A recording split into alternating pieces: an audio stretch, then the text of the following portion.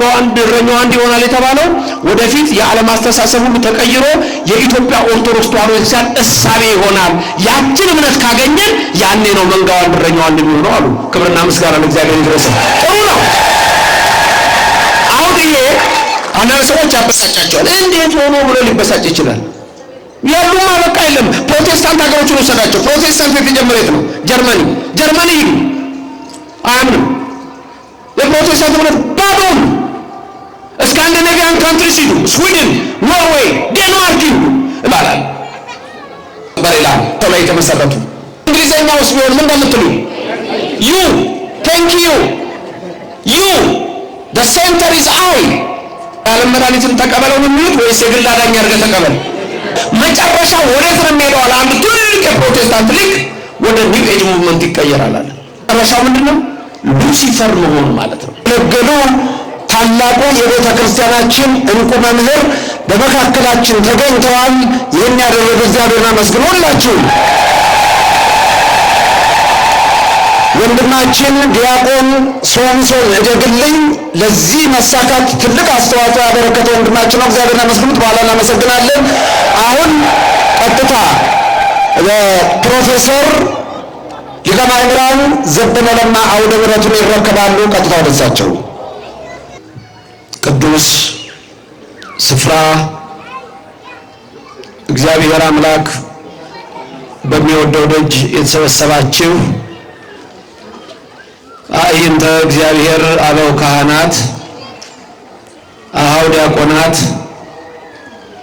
የቤተ ክርስቲያን ጌጦቿ ምዕመናን፣ አባቶቼ፣ እናቶቼ፣ ወንድሞቼና እህቶቼ፣ እግዚአብሔር አምላክ የሚወዳችሁ ሕፃናት፣ በሌላ ስፍራ ሆናችሁም በዚህ ቀጥታ በሚተላለፈው መርሃ ግብር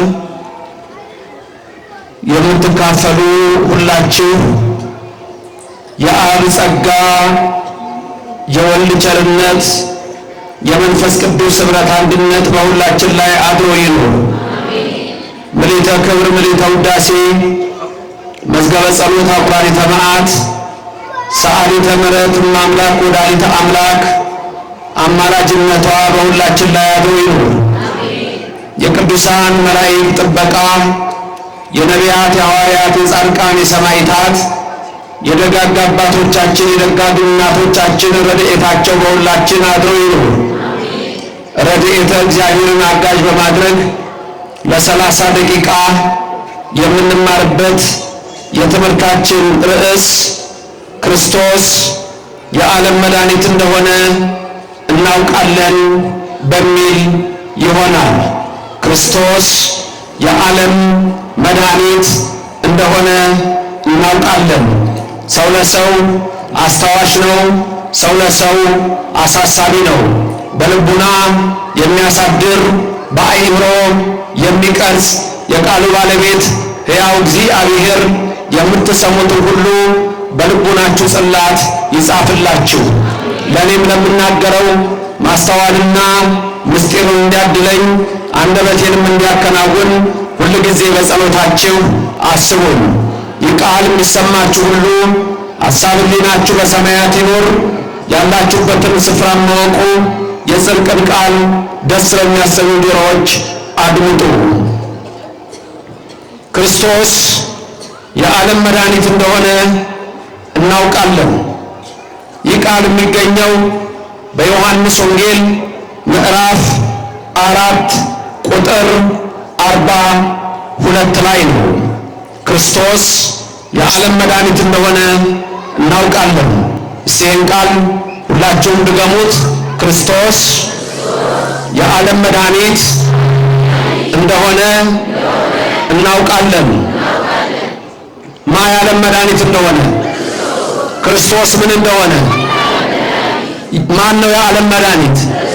ክርስቶስ። ክርስቶስ የዓለም መድኃኒት እንደሆነ እናውቃለን። 30 ደቂቃ የምንነጋገረው በዚህ ላይ ነው። ትምህርታዊ ስብከት ነው። ይህ አስተሳሰብ በጣም ጥልቅ አስተሳሰብ ነው። ብዙ ጊዜ በተደጋጋሚ አሁን የማነሳቸው ሁለት ፊሎሶፊካል ኮንሰፕቶች አሉ።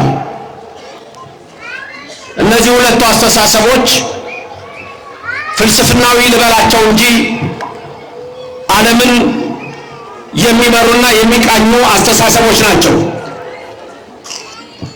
ክርስቶስ የዓለም መድኃኒት እንደሆነ እናውቃለን። ድገሙና ንገሩኝ። የዓለም መድኃኒት እንደሆነ እናውቃለን። ክርስቶስ የዓለም መድኃኒት እንደሆነ ምን እናደርጋለን? እናውቃለን። ሁለቱ አስተሳሰቦች እግዚአብሔራዊና ሰዋዊ ይባላሉ። ምንና ምን ይባላሉ? እግዚአብሔራዊና ሰዋዊ። እነዚህ ምን አይነት ንግግር አላቸው? በፍልስፍናው ዓለም አንትሮፖሴንትሪሲዝም እና ቴዎሴንትሪሲዝም ይባላል። አንትሮፖሴንትሪሲዝም ማለት ሰዋዊ የሰው ሐሳብ ማለት ነው፣ ወይም በሰው ሐሳብ ላይ የተመሰረተ። ቴዎሴንትሪሲዝም ማለት ደግሞ ሴንትሪሲዝም ማለት ማዕከል ማለት ነው። ሴንተር ማለት ማዕከል ማለት ነው። ቴዎሴንትሪሲዝም ማለት እግዚአብሔራዊ፣ እግዚአብሔር ላይ በእግዚአብሔር ቃል ላይ የተመሰረተ ማለት ነው። የትኛው ናችሁ እናንተ? በማን ላይ የተመሰረታችሁ ናችሁ? በማን ላይ? ኦርቶዶክስ ተዋሕዶ በማን ላይ የተመሰረተች ናት? በማን ላይ? ምንድን ነበር ያለው በፊልጵስዩስ ዘቂሳርያ? የማቴዎስ ወንጌል ምዕራፍ 16 ቁጥር 13 ላይ በፊልጵስዩስ ዘቂሳርያ ክብር ይግባውና በልብ መታሰቡ በቃል መነገሩ ከፍ ከፍ ይበልና ጌታችን መድኃኒታችን ኢየሱስ ክርስቶስ ምን የሚል ጥያቄ ነበር የጠየቀው? ሰዎች ማን ይሉኛል? መልሱን የመለሰው ማን ነው? ቅዱስ ጴጥሮስ ምን አለ? አንተ ውእቱ ክርስቶስ ወልደ እግዚአብሔር ሕያው፣ አንተ የሕያው እግዚአብሔር ልጅ ክርስቶስ ነህ አለው። ከዛ ቀጥሎ ጌታ ምን ተናገረ? ጴጥሮስ ይህን ሥጋና ደም አልገለጠልህም፣ የገለጠልህ የሰማዩ አባቴ ነው። ስለዚህ አንተ መሰረት ነህ አለው። ከዛ አንተ በተናገርካት ቃል ክርስቶስ በምትለው በዛች ቃል በአለቱ ላይ በዛ ላይ ቤተ ክርስቲያንን እሰራታለሁ አለ። ጴጥሮስ ላይ አይደለም ቤተክርስቲያን የሰራችው። ጴጥሮስ አብነት ነው፣ መሰረቱ ክርስቶስ ነው። ቤተ ክርስቲያን የሰራችው ክርስቶስ ላይ ነው። የጴጥሮስ ሰም ነው፣ የክርስቶስ ወርቁ ነው። ቤተ ክርስቲያን የተመሰረተችው በማን ላይ ነው? በክርስቶስ ላይ። አለቱ የተባለው ክርስቶስ ነው። አንደኛ ቆሮንቶስ ምዕራፍ 10 ከቁጥር 1 እስከ 5 ስትመለከቱ ምን ይላል? አባቶቻችን ሁሉ ከደመና በታች ነበሩ፣ ሁሉም እነሆ በደመናው ተጠመቁ፣ ከሙሴ ጋር ይተባበሩ ነበር፣ ሁሉም ያን መንፈሳዊ መብል በሉ፣ ሁሉም ያን መንፈሳዊ ጠጡ፣ ይከተላቸው ከነበረው አለት ጠጡ ይልና ጳውሎስ ሐዋርያ በረከቱ ይደርብንና ምን ይላል? አለቱም ክርስቶስ ነበር ይላል። አለቱ ማን ነው? ቤተ ክርስቲያንን በዚህች ምን ላይ እሰራለሁ? አለት ላይ። የገሃነም ደጆች አይችሏትም። ስለዚህ ቤተ ክርስቲያን የተሰራችው በማን ላይ ነው? በማን ላይ ነው? በክርስቶስ ላይ። አሁን ለምሳሌ ሌሎች እምነቶች አሉ፣ በሰው ላይ የተመሰረቱ እምነቶች መስራች አላቸው። ባጭሩ የእኛ ቅዱስ ቤተ ክርስቲያን መስራቻችን ማን ነው? ክርስቶስ። እሺ፣ ዞሮአስትራኒዝም የሚባል እምነት አለ። ዞሮአስተር የሚባል ማን የመሰረተው? ዞሮአስተር። ኮንፊውሽኒዝም የሚባል እምነት አለ በቻይና። ማን የመሰረተው? ኮንፊውሸስ ፈላስፋ ነው፣ እምነት አደረጉት። ቡዲዝም በቡዳ። ለምሳሌ እስልምና እምነት በማን የተመሰረተው? በመሐመድ፣ በእነሱ ነቢይ። የካቶሊክ እምነት የተመሰረተው በማን ነው? በሊዮ 451 451 በሊዮ ሊዮን የመሰረተ የካቶሊክ እምነት። እነሱ አሁን እኛን በእኛንም ብለው ሊያስቡ ይችላሉ። አይደለም፣ የቤተ ክርስቲያን ታሪክ በደንብ አስቀምጦታል። የፕሮቴስታንት እምነት የተመሰረተው በማን ነው? ዋናው ሰው ማን ነው? ማርቲን ሉተር። ስለዚህ እነዚህ አስተሳሰቦች ሰው ላይ ስለሆኑ ከእውነተኛው እግዚአብሔር ከመሰረተው እየወጡ ሄዱ ናቸው። ቤተክርስቲያን ተገነጠለች አይባልም፣ አትገነጠልም። ወጡ ነው በቃ። ከኛ ወገን ነበሩ፣ ወጡ እንዳለው መውጣት ነው። ስለዚህ አመሰራረቱ ራሱ በሰው ላይ ስለሆነ በተለይ ድንገት የፕሮቴስታንት አማኞች እዚህ ካላችሁ አንድ ነገር ልብ በሉ። ቴዎሴንትሪክ እግዚአብሔር ላይ የተመሰረተ ሳይሆን ሰው ላይ የተመሰረተ ስለሆነ ዋናው ነገር አውሮፓ በዛ ሰዓት እኔ የሚል መሰረት ላይ ስለመጣ እኔ ማለት ደግሞ አንትሮፖሴንትሪክ ነው። ብዙ ቦታ ስናገር ሰምታችሁ ከሆነ ለምሳሌ ልጠይቃችሁ እናንተ እንዴት አመሻችሁ? መልሳችሁ ምንድነው? ጉድ ኢቭኒንግ። በእንግሊዘኛው ጉድ ኢቭኒንግ ስል መልሱ ምንድነው? እግዚአብሔር ይመስገን ነው። ጉድ ኢቭኒንግ ነው መልሱ። ጉድ ኢቭኒንግ ጥሩ ምሽት። ጉድ ሞርኒንግ መልሱ ምንድነው? ጉድ ሞርኒንግ። እንዴት አደራችሁ? ማለት የተመሰረታችሁት በእግዚአብሔር ላይ። ለምሳሌ ሰው ስጦታ ይሰጣችኋል። ሰው ስጦታ ሲሰጣችሁ አሁን እኔ መጥቻ ስጦታ ብሰጣችሁ መልሳችሁ ምንድነው? ማይስጥልኝ። ማን ነው መሰረቱ? እግዚአብሔር። በእንግሊዘኛ ውስጥ ቢሆን ምን እንደምትሉ ዩ ቴንክ ዩ ዩ the center is I። ሰው ላይ ነው የተመሰረተው። ከዛ የፕሮቴስታንት እምነት ልክ ከዚህ ከኢንላይትመንት ሀሳብ ሲመጣ እግዚአብሔር ምን አደረገው? የዓለም መድኃኒት አይደለም ማለት ኢየሱስ ክርስቶስ። ተመልከቱ ወዴት እንዳመጣኋችሁ። ኢየሱስ ክርስቶስ የዓለም መድኃኒት አይደለም አሉ። ከዛስ የግል አዳኝ ነው አሉ። አያችሁ ልዩነቱን። ከዛ ሊሰብኩ ሲመጡ ምን ነው የሚሉት? ኢየሱስን የዓለም መድኃኒትን ተቀበለው ነው የሚሉት ወይስ ኢየሱስን የግል አዳኝ አድርገህ ተቀበል? ምን ነው የሚሉት? ሰምታችኋቸው አታውቁም? ወንዶች ምን ነው የሚሉት? የዓለም መድኃኒትን ተቀበለው ነው የሚሉት ወይስ የግል አዳኝ አድርገህ ተቀበል? ከየት እንደመጣያችሁት የግል አዳኝ አድርገው ውሰድ አይ ነው። ሰው ላይ ነው የተመሰረተው። ስለዚህ የግል ኢንዲቪጁዋሊዝም ይባላል። ይሄ ኢንዲቪጁዋሊዝም ሀሳብ ደግሞ አሁን የፕሮቴስታንት እምነት አድጎ መጨረሻ ወዴት ነው የሚሄደው? አንድ ትልቅ የፕሮቴስታንት ሊግ ወደ ኒው ኤጅ ሙቭመንት ይቀየራል አለ። ኒው ኤጅ ሙቭመንት ደግሞ ቀጥታ ምን መሆን ነው? ኢንላይትመንት አዌክንድ መሆን ነው። ኢንላይትመንቱ ወደ ማ በመጠጋት ነው? አብሮቱ፣ መንቃቱ፣ ቪዥዋላይዜሽኑ፣ ማኒፌስቴሽኑ፣ ሜዲቴሽኑ እነዚህ ሁሉ መጨረሻ ወዴት ይወስዱሃል አለ። በእነሱ ሀሳብ መጨረሻው ኒው ኤጅ ሙቭመንት ኢትዮጵያ ውስጥ ያሉ ሰዎች አላወቁት እንደሆነ አላውቅም። ነገሩን ያው መጽሐፍ ጽፌያለሁ፣ ቅዳሜ የሚወጣ መጨረሻው ምንድነው? ሉሲፈር መሆን ማለት ነው። ኢንላይትመንት እሱ ነው። ሉሲፈር ምን ማለት ነው? ሰይጣን ማለት ነው። ስለዚህ በኒው ኤጅ ሙቭመንት ውስጥ እየቆጠቆጠ የሚያሳድገው ወደ መጨረሻ ወደ መውሰድ ነው፣ ወደ ሰይጣን መውሰድ ነው። ደ ሲክሬት የሚባል መጽሐፍ ያነበበ ሰው አለ? አትዋሹ መቼም ክርስቲያን ስለሆናችሁ መድኃኒዓለም ግቢ ናችሁ። ደ ሲክሬት የሚል መጽሐፍ ያነበበ በተለይ ድንገት ወጣቶች ያነበባለ ያላነበባለ አንዳንዶቻችሁ ችግር የለም ያነበበ አንብቤያለሁ የሚል ሰው ሰምቻለሁ። እቴም አንብባለች። ከዚህ ሲያነበባችሁ ሰዎች የላችሁ? ደ ሲክሬት የሚለው መጽሐፍ ምንድነው? መጨረሻ የሚነግራችሁ ዩኒቨርስን ታገኙታላችሁ ነው። እንደሱ ነው። ዩኒቨርስን ታገኛላችሁ ይላችኋል። አሁን ዩኒቨርስ ብላችሁ ዩኒቨርስ ሁልጊዜ የሚጽፉት በካፒታል ዩ ነው። ዩኒቨርስ እናንተን ደግሞ ሲነግራችሁ ምንም መሀል ላይ ቢጽፋችሁ ያ መጽሐፍ የሮዳባኑ መጽሐፍ መሀል ላይ ዩ ሲል በካፒታል ዩ ነው። ካፒታል ዩ የሚጻፈው በእግዚአብሔር ነው። ዩኒቨርስን መጨረሻ ምን ይለዋል? ያመጣና ኮንግራጁሌሽን የሚለው መጨረሻ ላይ መጽሐፉ ዩኒቨርስን አገኘ ማለት ጂኒን አገኘ ማለት ነው የሚለው በግልጽ ተቀምጧል። አማርኛው ላይ እንግዲህ እንዴት ብለው እንደጻፉት አላውቅም። እኔ እንግሊዘኛውን ነው የማውቀው። ኮፒ ከሆነ ደግሞ ቀጥታ ነው ያን የሚያደርጉት። ስለዚህ ተመልከቱ እምነቶች እንዴት እንደሚመጡ ሰው ላይ የሚመሰረቱና እግዚአብሔር ላይ የሚመሰረቱ። እናንተ በማን መሰረት ላይ ተመስርታችኋል? እንዲህ ይላችኋል ኤፌሶን ምዕራፍ 2 ቁጥር 20 ላይ ከኔ ቀጥላችሁ ተናገሩ። እናንተ በነቢያትና በሐዋርያት መሰረት ላይ ታንጻችኋል። እኛ በሐዋርያትና በነቢያት መሰረት ላይ ታንጸናል። መሰረቱ ማን ነው? ክርስቶስ። ክብርና ምስጋና ይሁን ለዘላለም። ስሙ የተመሰገነ ነው። እንግዲህ ልብ በሉ ትምህርት ነው ብያለሁ። ይቅርታ ስብከት አይደለም ብያለሁ። 10 ደቂቃ ጨረስኩ። 20 ደቂቃ አለኝ። ርዕሳችን ምን ነበረ? ክርስቶስ የዓለም መድኃኒት እንደሆነ ምን እንላለን? እናውቃለን። ይህንን ያሉት የሰማርያ ሰዎች ናቸው። ታሪኩ ያለው ዮሐንስ ወንጌል ምዕራፍ 4 ላይ ነው። አንድ ቀን ከቀኑ 6 ሰዓት ኢየሱስ ክርስቶስ ወደ ኢየሩሳሌም ለመሄድ ወደ ይሁዳ በዛ ሲያልፍ በሰማርያ ማለፍ ግድ ሆነበት። ከቀኑ 6 ሰዓት ሲካር ወደምትባል በሰማርያ የጉድጓድ ውሃ አጠገብ መጣ።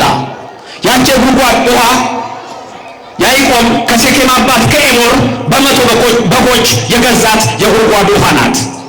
ከቀኑ 6 ሰዓት አንድ ሴት ውሃ ልትቀዳ ወደዛ ምንጭ መጣች። ውሃው ዳር ምንጩ ዳር ማን ቁጭ ብሏል? ኢየሱስ ክርስቶስ። ተመልከቱ። ከቀኑ ስንት ሰዓት?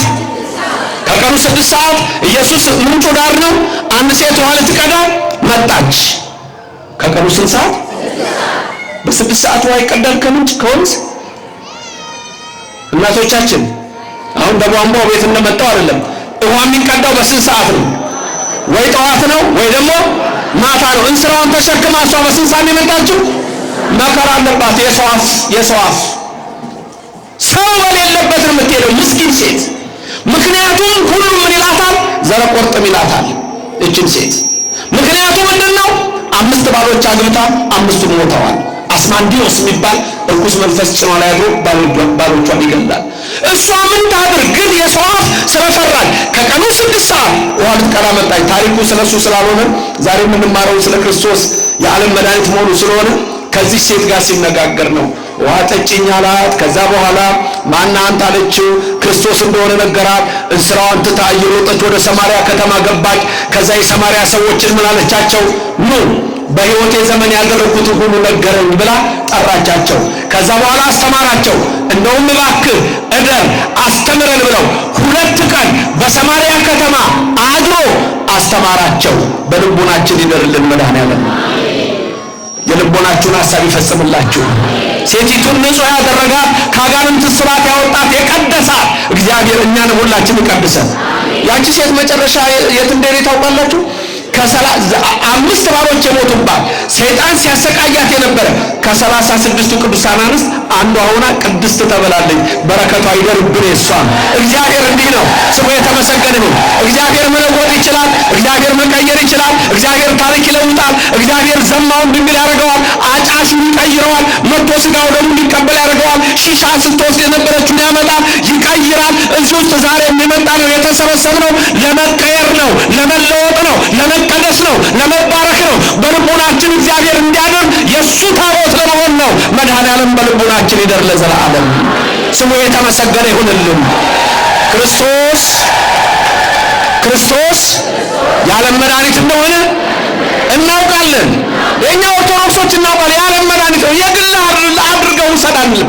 የሁላችን አዳኝ ነው። የግልም አዳኝ ነው። ብቻችንን አንድንም እኛ ጋር ብቻ ድነት የለም። ሁላችንም ነው ምንድነው ስንጸልይ ምን ብለን ነው የምንጸልየው? አባቴ ወይ በሰማይ የምትኖር ነው። አባታችሁ ወይ በሰማይ የምትኖር ነው።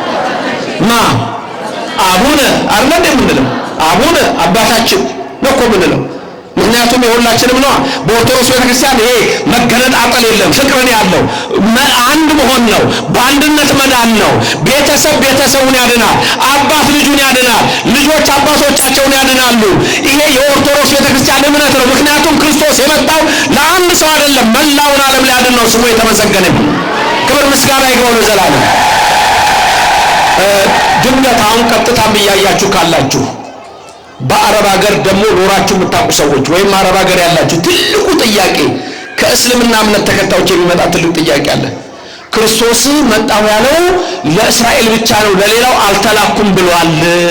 ስለዚህ ኢየሱስ ክርስቶስ ነብዩና ኢሳ የመጣው ለእስራኤል ብቻ ነው የሚል የእስልምና እምነት አስተማሪዎች አንዳንድ ሲናገሩ ይሄን ሰምቻለሁ። አንዳንድ ሰው ችግሩ አንድ ጥቅስ ይዝና ዘራፍ ይላል። ሌላ ቦታ ያለውን አያውቅም። የብዙ ሰዎች ችግር ይሄ ነው። ለምሳሌ ፕሮቴስታንት ድርቅ የሚሉበት አንድ ጥቅስ አለ። መልሶ እኮ እነሱ ነው የሚቃወሙ። እሱም ሮሜ 8:34 ነው። እሷን ይዙና ሌላ ቦታ 1000 ቦታ ኢየሱስ አምላክ ነው ቢላቸው የለም ያችን ነግሯቸዋል። ሞኝ ያስጨበጡት ነው የሚሉት። ድርቅ ነው የሚሉት እዛች ላይ አንድ ቦታ ክርስቶስ ለምን እንደተባለ እንኳን አልገባቸውም። እኔ ለእስራኤል ልጆች ነው የመጣሁት አላት አንዲት ከነናዊት ሴት። ያ ግን አልገባቸውም እነሱ። ስለዚህ ክርስቶስ ለእስራኤል ብቻ ስለመጣ ለሌላው የመጣው ሌላ ነው ብለው ያስባሉ። እዚህ ጋር ግን የሚነግረን ዮሐንስ ወንጌል ምዕራፍ 4 ቁጥር 42 ምንድነው? ክርስቶስ የዓለም መድኃኒት እንደሆነ እናውቃለን። የማን መድኃኒት እንደሆነ። ስለዚህ የመጣው ለማን ነው? ለዓለም ነው። ዮሐንስ መጥምቁ ሲመለከተው ምንድነው ያለው? ዮሐንስ ወንጌል ምዕራፍ 1 ላይ ቁጥር 16 ትክክል ምንድነው ያልሽው? የዓለምን ኃጢአት የሚያስወግድ የእግዚአብሔር በግ ና በግዑ ለእግዚአብሔር ዘያትት ኃጢአተ ዓለም ወያሴስል ኃጢአተ ዓለም። ተመልከቱ፣ ክርስቶስ የዓለም መድኃኒት እንደሆነ እናውቃለን አሉ የሰማርያ ሰዎች። በነገራችን ላይ ሰማርያ እኮ ራሱ እስራኤላዊ እኮ አይሁድ አይደሉም እኮ ሰማርያ ለብቻ የተለየ ነው ያላቸው። አያችሁ፣ ያለማወቅ ችግር፣ ሰፋ አድርጎ ያለማየት ችግር እኮ ነው። አንድ ሰው አንዴ ከተተከለ በቃ ያችነች የምትታየው። አንድ ውሻ አይኗ ታውሮበት አንድ ሀብታም ሰውዬ ሆስፒታል ሄዶ የውሻ አይን ጠፋና የድመት አስገጠመላት። የውሻ አይን ጠፍቶ ታያለሽ በደንብ ምን ይታይሻል? አይጥ፣ ውሻዋ፣ የድመት ነው አይኗ የተገጠመልህ ነው የምታየው። እኛ ክርስቶስ ተናገሯ ምን እንደሆነ እናውቃለን። የመድኃኒት የዓለም መድኃኒት ብቻህን አድንም። ኦርቶዶክስ ውስጥ ሌላውም ይድናል። ልድያ ተጠመቀች ሲለን የሐዋርያት ሥራ ከነ ቤተሰቦቿ ተጠመቀች እኮ ነው የሚለን። እንደ ግል አዳኝ አድርገው ውሰድ የሚለው የፕሮቴስታንት ሞቶ ከኢንላይትመንት የተቀነጨበ የተወሰደ ነው። ለዚህ ነው ኦርቶዶክስነት በጣም ልታውቁት የሚገባው። ቅድም ያልኳችሁ ደግሞ የኒው ኤጅ ሙቭመንት ሎ ኦፍ አትራክሽን ኢንዲቪጁዌሽን የሚባለው ኮንሰፕት ግለኝነት፣ በቃ ራስህ እኔ እኛ የሚለው አስተሳሰብ እየጠፋ ነው ያለው። ማጥፋት ነው የሚፈልገው። ክርስቶስ የዓለም መድኃኒት እንደሆነ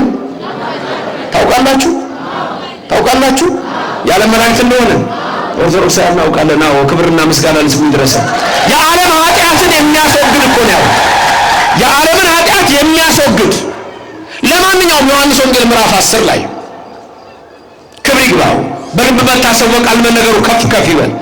ክርስቶስ ስለ በጎቹ ሲናገር ምንድን ነው ያለው? እዛው ዮሐንስ ወንጌል ምዕራፍ 10 ላይ ስትመለከቱ ድምፄን ይሰማሉ በጎቼ ብሎ ከዛ በኋላ ግን የተናገረው ቃል ምንድን ነው? ከዚህ በረት ያልሆኑ ሌሎች በጎች አሉ ይላል። ከዚህ በረት ያልሆኑ እነሱንም ላመጣቸው ይገባኛል ይላል። ይህ የአምላካችን የመድኃኒታችን የኢየሱስ ክርስቶስ ቃል ነው። ከዚህ በረት ያልሆኑ በጎች አሉ፣ እነሱንም አመጣለሁ። ያኔ መንጋው አንድ እረኛው አንድ ይሆናል። መንጋው ስንት? እረኛው። አሁን ዓለማችን ላይ ስንት እምነት ነው ያለው? ጉግል አድርግ። 45,000 ክርስትና 45,000። ስለዚህ መንጋው አንድ እረኛው አንድ አይደለም። ይሄ በጣም የሚገርም አሜሪካን ሀገር ስሌቭ ሪሊጅን የሚባል ኮርስ ጥናት ስማር እዛ ላይ የጻፉ ሰዎች በጣም ገረመኝ። ይሄን ቃል የተጻፈው በ17 ምናምን ነው። እረኛው አንድ መንጋው አንድ ይሆናል የሚለው ምን ብለው እንደጻፉት ታውቃላችሁ? ይሄን በተለይ ቴዎፍሎስ ጃን የሚባሉ ሰዎች አሉ፣ ጥንት ነው የጻፉት። መንጋው አንድ እረኛው አንድ ይሆናል የተባለው ወደፊት የዓለም አስተሳሰብ ሁሉ ተቀይሮ የኢትዮጵያ ኦርቶዶክስ ተዋሕዶ ቤተክርስቲያን እሳቤ ይሆናል። ያችን እምነት ካገኘን ያኔ ነው መንጋው አንድ እረኛው አንድ የሚሆነው አሉ። ክብርና ምስጋና ለእግዚአብሔር ይድረሰው። ጥሩ ነው። አሁን ይሄ አንዳንድ ሰዎች ያበሳጫቸዋል። እንዴት ሆኖ ብሎ ሊበሳጭ ይችላል? ያሉማ በቃ የለም። ፕሮቴስታንት ሀገሮችን ወሰዳቸው። ፕሮቴስታንት የተጀመረ የት ነው? ጀርመኒ ሂዱ፣ አያምንም። የፕሮቴስታንት እምነት ባዶ ነው። ስካንዲኔቪያን ካንትሪስ ሂዱ፣ ስዊድን፣ ኖርዌይ፣ ዴንማርክ ሂዱ። እነዚህ ሀገሮች ኢትዮጵያ ውስጥ መጥተው ብዙ ሚሽነሪ አክቲቪቲ ያደርጉ የነበሩ፣ ሆስፒታል ሲሰሩ፣ ትምህርት ቤት ሲሰሩ፣ እንደዛው ደግሞ አብዝተው የራሳቸውን ሲያስፋፉ። አሁን ስካንዲኔቪያን ካንትሪስ ሂዱ፣ እምነት የለም። የፕሮቴስታንት እምነት በተለይ የፕሮቴስታንት እምነት ሲመሰረትም በሰው ላይ ስለነበር አሁን ብዙዎቹ ወደ ሌላ አስተሳሰብ ተለውጠዋል። እንደ ግል አዳኝ አድርገው ሰዳሉ። ከዛ በኋላ ግለኛ ሆኑ። ከዛ በኋላ አለቀ። እኛ ግን ክርስቶስ የዓለም መድኃኒት እንደሆነ ምን እንላለን? እናውቃለን። ክርስቶስ የዓለም መድኃኒት ነው። እኛ ጋር እምነታችን ነው። ክርስቶስ እኮ ማለት ሚስጥር ነው ይላል ቅዱስ ጳውሎስ አይደል? ህቡ ነው ይላል፣ ሚስጥር ነው ይላል። ክርስቶስ ዓለምን የፈጠረው እኮ እሱ ራሱ ነው። ያዳነው እኮ እሱ ነው። እኛ ጋር በኦርቶዶክስ ቤተክርስቲያን ዓለምን ከፈጠረበት ጥበቡ ያዳነበት ጥበቡ ይበልጣል ብለን የምንተረጉመው ልኝ ነው። ዮሐንስ ወንጌል ምዕራፍ 1 ቁጥር 1 ላይ የሚነግራችሁ እኮ በመጀመሪያ ማን ነበረ ነው የሚለው? ቃል ማን ነበረ ነው የሚለው? እግዚአብሔር። ማስጋ ሆነ ነው የሚለው ቃል ማን ነው? እግዚአብሔር። በቃ ኢየሱስ ክርስቶስ ነው። ዘቦቱ ሁሉ ሆነ፣ ያለሱ ምንም የሆነ የለም። ሁሉን የፈጠረ እግዚአብሔር ኢየሱስ ክርስቶስ ነው። እኛ ክርስቶስ ያለ መድኃኒት እንደሆነ እናውቃለን። ተመልከቱ። አንዳንድ ሰው ደግሞ በጣም ሲሳሳቱ ያዩታል። ኦርቶዶክስ እምነት፣ ኦርቶዶክስ የሚለው ቃል የግሪክ ስለሆነ ይላሉ። ክርስቶስ ራሱ ግሪክ እኮ ነው ቃሉ። ቋንቋ መግባቢያ መሆኑን እና በጊዜው ባለው ቋንቋ ላይ ደግሞ እግዚአብሔር እንደሚሰራ አልገባቸውም። የብዙ ሰዎች ስተት ነው ያለው። አንዳንዶቹ ወደ ኢስተርን ኦርቶዶክስ፣ የግሪክ ኦርቶዶክስ፣ የራሻ ኦርቶዶክስ እንደዚህ ነው ትክክለኛ ነው ብለው አንዱ ደግሞ ወደ ሌላ ሲሄድ ይታሰባል። ያ የቤተክርስቲያንን ታሪክ ካለማወቅ የሚመጣ ነው። የእግዚአብሔር ቃል የሚነግረን ግን ምንድነው? አሁን እኛስ ክርስቶስ ያለ መድኃኒት እንደሆነ ምን እንላለን? እናውቃለን። ምክንያቱም መሰረታችን እግዚአብሔር ነው። መሰረታችን ክርስቶስ ነው። መሰረታችን ወንጌል ነው። በዚህ ላይ የጸናን ሰዎች ነን። ክርስቶስ ያለ መድኃኒት እንደሆነ የምናውቀው ደግሞ ገና ሲወለድ ከእመቤታችን ቅድስተ ቅዱሳን ድንግል ማርያም እረኞቹን መጥቶ መልአኩ የነገራቸው ምንድነው? ደስታ የሚሆን የዓለም መድኃኒት ክርስቶስ ተወልዶላችኋል ያላቸው። ተመልከቱ፣ ክርስቶስ ተወልዶላችኋል። የዓለም ደስታ፣ የዓለም መድኃኒት ነው። ከማን የተወለደው? ከቅድስተ ቅዱሳን ድንግል ማርያም። ክብርና ምስጋና ለእግዚአብሔር ይድረሰን፣ ስሙ የተመሰገነ ይሁን። እኛ ይሄን ሁሉ ጊዜ ነው ክርስቶስ የቤተ ክርስቲያናችን መሰረት ክርስቶስ ነው። ራሱ ቤተ ክርስቲያን ሲሰራ ጉልላት ከላይ የምታዩት የሸዋ አክሊል ነው ጉልላቱ፣ ከታች ችንካር ነው። ቤተ ክርስቲያን ሲሰራ ሁሉ ጊዜ ስንት በር ነው የሚደረገው? 3። ምነው ሌላ የምታውቁት አለ? ዝም አላችሁ። ስንት በር ነው ቤተ ክርስቲያን? ትምህርት ነው ብያለሁ። ስንት ነው በሩ? 3 ሲገባ 1 እንደገና ስንት ክፍል አለው? ውስጥ 3 ቤተክርስቲያን አሰራር ራሱ አለው። 4 በር አይሆንም፣ 8 በር አይሆንም። በአንድ በኩል ካህናት ይገባሉ፣ በአንድ በኩል ወንዶች ይገባሉ፣ በአንድ በኩል ሴቶች ይገባሉ። ጥሩ። በእያንዳንዱ ነገራችን ላይ የምንሰብከው ክርስቶስን። ቅዳሴ ሲገባ ከየት ነው መጀመሪያ የሚመጣው? ውጭ ሀገር ያሉ ሰዎች ግራ ሊገባቸው ይችላል። ቤተልሔም አንዳንድ ቦታ ስለማይኖር ግን ትምህርቱን ያውቁታል። ቅዳሴ ሲገባ መጀመሪያ ከየት ነው የሚመጣው? ከቤተልሔም። ከቤተልሔም መምጣታችን ሚስጥሩ ምንድነው? የት ነው የተወለደው ጌታ? ቤተልሔም። ዲያቆኑ ህብስቱን ይዞ ካህኑ ማዕጠንቱን ይዞ ወደ መቅደሱ ይመጣሉ። አለም ከየት ነው የሚመጡት? ከቤተልሔም። ከዛ ከቤተልሔም መጥተው ወደ መቅደሱ ሲገቡ መቅደሱ ደግሞ ቀራንዮ እኮ ነው። ቀራንዮ እኮ መስዋዕት ነው። በየቀኑ ስጋው ይፈተታል። ድንግል ማርያም በረከቷ በሁላችን ይደር፣ ፍቅሯን በልቡናችን ያድር፣ ጸጋዋ በሰውነታችሁ ላይ ይሁንላችሁ። ድንግል ማርያም ጌታን ወልዳ በበረቱ ስታስተኛው እኮ በጨርቅ ስትጠቀልለው ምንድን ያለችው? ካህናት ዕለት ዕለት በመቅደስ ውስጥ እንደዚህ ተቀልለዋል እኮ ያለችው። በአምስቱ ማዕተባት በጠቅላላ ነገራችን እኮ እኛ ክርስቶስ ነው። ህይወታችን ክርስቶሳዊ ነው። እናንተ ራሳችሁ ስማችሁ ማን ተብሎ ነው የሚጠራው? ማን ነው የምትባሉት? ክርስቲያን። በማን ነው ክርስቲያን የተባላችሁት? በክርስቶስ። ክርስትና መጨረሻ ላይ የት ነው የሚሄደው? ማንን ወደ መምሰል ነው የሚሄደው? ክርስቶስን። ሐዋርያ ጳውሎስ ምን አለ? እኛ የክርስቶስ ልብ አለን ይላል። ድገሙና ነገሩ። እኛ የክርስቶስ ምን አለን? ክርስቶስ እዚህ የመጣው ሌላ ለምን መሰላችሁ? እኛን ለመምሰል አይደለም፣ እሱን እንድንመስለው ነው። እሱም ስጋችንን ተዋሃደ። በተዋሃደው ስጋ ዓለምን ድል መታ። ከዛ ምን አለ?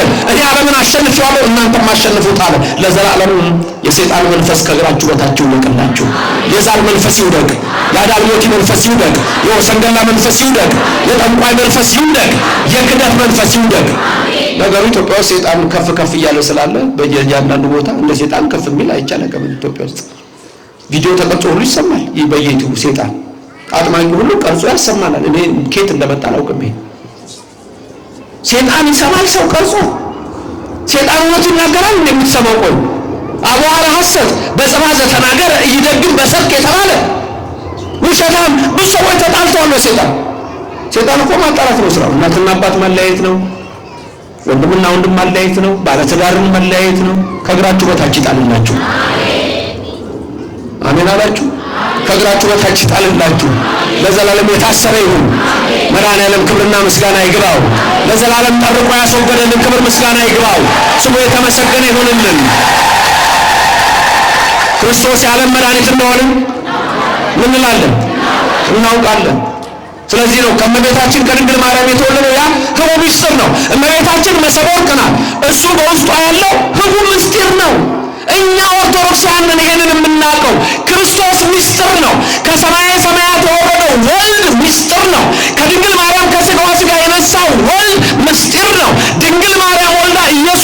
ያለችው አማኑኤል ያለችው ክርስቶስ ብላ የጠራችው እሱ ምስጢር ነው። ሁሌ ምን ነው ምንኛ እመቤታችን አንቲ ውእቱ መሶበ ወርቅ ነው ምንላት፣ የወርቅ መሶብ ነሽ ነው ምንላት።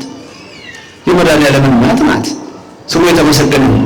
ልጇ የዓለም ንጉሥ ነው። ስሙ የተመሰገነ ይሁን። እሱ ጌታ ነው። ስሙ የተመሰገነ ይሁን። ሬጌቶስ ጌታ ነው። ስሙ የተመሰገነ ይሁን። እሱ የአማልክት አምላክ ነው። ስሙ የተመሰገነ ይሁን። የቅዱሳን ቅዱስ ነው። ስሙ የተመሰገነ ይሁን። ምንድን ነው የምንለው? ቅዱስ እግዚአብሔር፣ ቅዱስ ንገሩኛ፣ ኃያል፣ ቅዱስ ሕያው ዘይመውት ለወልድ ነው እኮ ዘይመውት። ምክንያቱም ቀጥሎ ምንድን ነው የምንለው? ቅዱስ እግዚአብሔር፣ ቅዱስ ኃያል፣ ቅዱስ ሕያው ዘይመውት ዘተወልደ እማርያም። እኛ ሁሌ ምስጢር የሆነውን ክርስቶስ እግዚአብሔር ብለን ነው የምንጠራው፣ የዓለም መድኃኒት። ተመልከቱ፣ ልዩነቱ ይሄ ነው። አማላጅ አንለውም፣ ነቢይ አንለውም፣ ፍጡር አንለውም። የማትሞት ይለዋል። ሞትን ቢቀምስ በሦስተኛው ቀን ሞትን ድል አድርጎ የተነሳ የኔና የእናንተ አምላክ የዓለም መድኃኒት ነው። እናከብረዋለን። የዓለም መድኃኒት ነው፣ እናመሰግነዋለን። እሱ ቅዱስ እግዚአብሔር ነው። ቅዱስ ኃያል ነው። ቅዱስ ሕያው ዘኢይመውት ነው። ዓለምን ሁሉ ሊያድን ነው የመጣው። ከዚህ በረት ያልሆኑ ሌሎችም በጎች አሉኝ፣ እነሱንም አመጣለሁ አለ። ስለዚህ ክርስቶስ የዓለም መድኃኒት እንደሆነ እናውቃለን ብለው ያችን ሴት ምን አሏት? የሰማርያዊትን ሴት አንቺ ሴት አሁን እንግዲህ ስለ አንቺ ብቻ አይደለም፣ እነሆ አሁን ሁላችንም አይተነዋል፣ ከአንደበቱም ሰምተናል።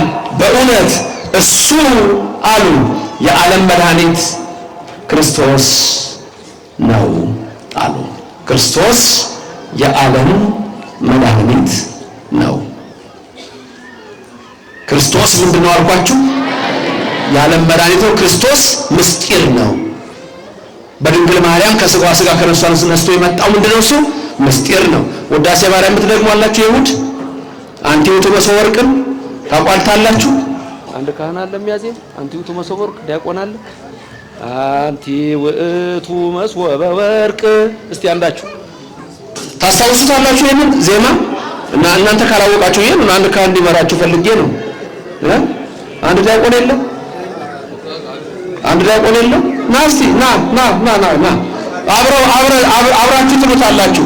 ሚስጥር ነው፣ ሚስጥር ነው ክርስቶስ። ና በምርምጡ ባባ አብራችሁ እሳቸው አንድ ይላሉ፣ ከዛ አብራችሁ ደግማችሁ ትላላችሁ። ምስጢር ነው ክርስቶስ፣ ጥበብ ነው ክርስቶስ፣ የዓለም መድኃኒት ነው ክርስቶስ። እኛ ክርስቶስ ማን ነው እናውቃለን፣ የዓለም መድኃኒት እንደሆነ እናውቃለን። አንቲ ውእቱ መሶበ ወርቅ ንጹሕ እንተ ውስቴታ ምናሁ ወረደ እምሰማያት ወሀበ ሕይወት ለኩሉ ዓለም። ለኩሉ ዓለም እግዚአብሔር ይስጥልን፣ ቃሉን ያሰማልን። ዝማሬ ብላ ለሁሉ ለአንተ ብቻ ለአንቺ ብቻ እኛ ክርስቶስ ምን እንደሆነ ነው የምናውቀው፣ የዓለም መድኃኒት። በሚስት ያብራቸው አሁን ቄሱ ያሉልን አንቲ ውእቱ መሶበ ወርቅ ንጹሕ እንተ ውስቴታ መናህቡ ህብስት ዘወረደ እምሰማያት ለኩሉ ዓለም ወሀበ ሕይወት ለኩሉ ዓለም። ለማ ከየት የወረደ? እምሰማያት። አንቲ ውእቱ መሶበ ወርቅ ማርያም ናት። መሶበ ወርቅ እንተ ውስቴታ በወርቅ መሶበ ወርቅ ውስጥ ያለ ህቡ የተባለ ምስጢር ያለው ጳውሎስ ክርስቶስ። ተመልከቱ ተመልከቱ። ዘወረደም ሰማያት ከሰማይ ነው የመጣው እግዚአብሔር ነው። እሱ ፍጡር አይደለም እንደ አርዮስ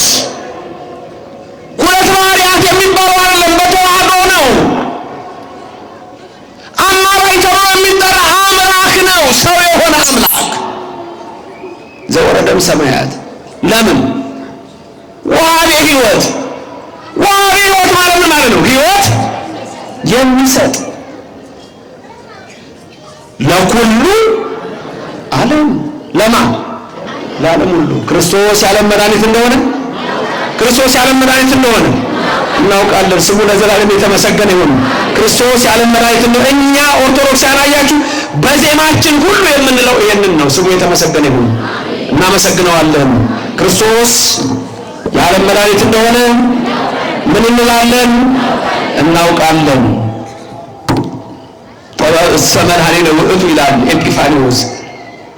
ጥበብ እንጂ ጥበብስ እሱ መድኃኒታችን ነው። ዘቤዘወን በን ያለው የተቤዠን ወተሳየጠን በን ያለው በንዝሐተ ደሙ በደሙ ፍሰት ወገኖቼ የገዛ ነው። እኛ ክርስቶስ የዓለም መድኃኒት እንደሆነ እናውቃለን። ጥበብሰ መድኃኒነ ውእቱ ዘበዘወነ በጥባ ሥጋሁ ወተሳየጠነ በንዝሐተ ደሙ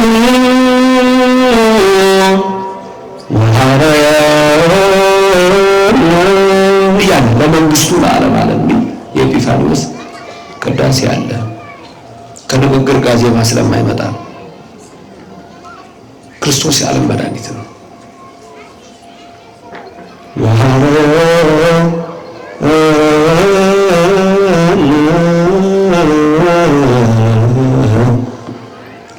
ለመንግስቱ ለዓለም ዓለም ለመንግስቱ የመረጠን ክርስቶስ የዓለም መድኃኒት እንደሆነ እናውቃለን።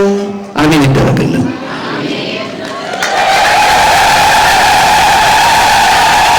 ዘበነ ለማ ቃለ ሕይወት ያሰማልን። ቃለ ሕይወት ያሰማልን።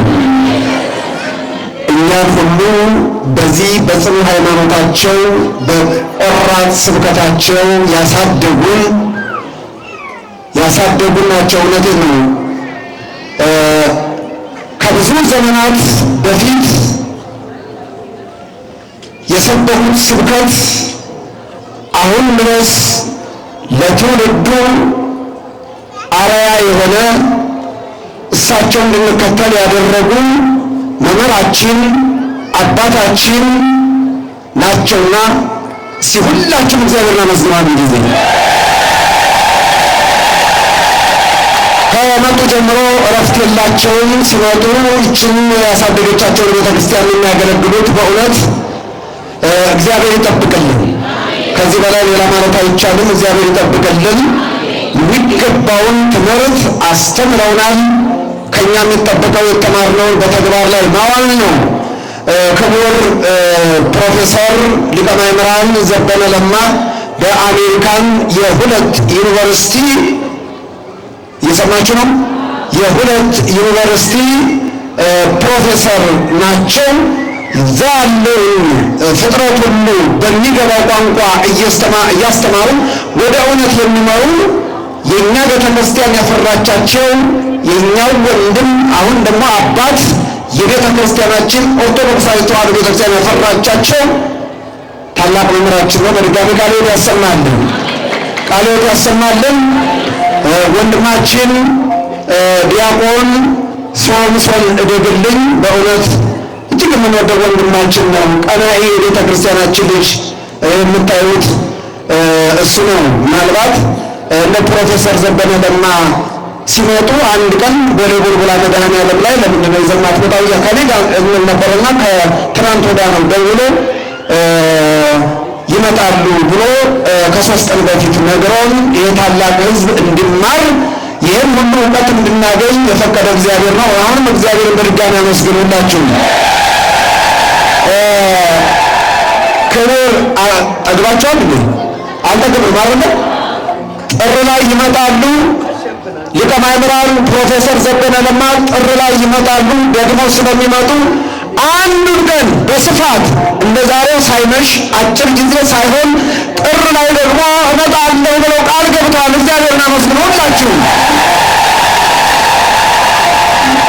አንድ ቀን እዚህ ጋር ተይዟል። ጥር ላይ እንግዲህ ለዚያ ያደርሰን ስለነበረን ጊዜ ለዚህ ሁሉ ያከናወነ የአባቶቻችን አምላክ ምስጋና ይግባው።